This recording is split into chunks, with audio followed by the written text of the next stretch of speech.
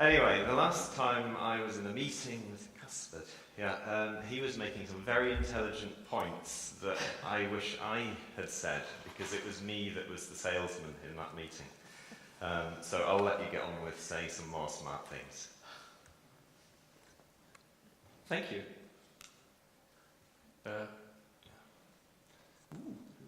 Nice. This is actually a microservice, but I call it a single task-oriented application. Same thing, probably. Is this working? Oh, first of all, a little bit about me. I'm a civil engineer, one of the few, I think, maybe, and a self-taught developer. I've been working since '98 in a research library in Denmark, and I began as a development consultant and subject specialist in the area of physics and energy technology. Not my main area, I must admit, and I was a subject coordinator for the entire STM area of the library. But today I mostly work in library IT, and I think I have a pretty solid understanding of the internals of the library, I hope. And at our library we are three people that work with library IT as our main focus, but the university IT is centralized. So, and we are not a direct part of the central IT department, so we are this little island in our own organization with all those challenges it gives on a day-to-day basis.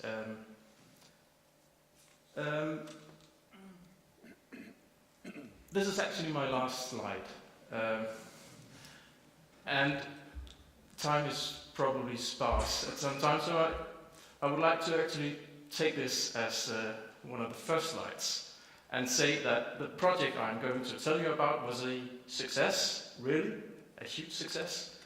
And one of my points was that if I recommend something, it was that you get your in-house competences into play and use your domain knowledge. And this is in the library world and library IT world, I think this is really something that are unique to us, that we have this fundamental knowledge of this special area that many others don't have, and I think that we should use it every day. And you should continue to build your competences from project to project and scale higher every time and walk into the deep waters and try things that probably at the beginning seems impossible, but it just might eventually work. And take chances. Agility is also knowing when to quit and rethink and exit. Failure is, as you all know, also sometimes successful. And another thing is that the service life of a product is, in our world, pretty much unknown.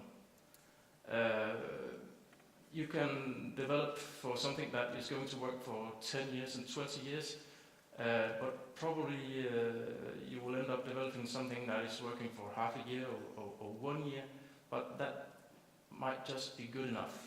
It depends on how much you actually put into it. So making something that has a long time span itself is not probably a goal itself. And then finally, reclaim library IT. Get IT back into the library. Again, use your domain knowledge. I see a lot of places lose their IT departments to centralized departments. And I think that we should work to get them back, or at least some parts of it, so we can get to play a lot more than we're able to today. Right?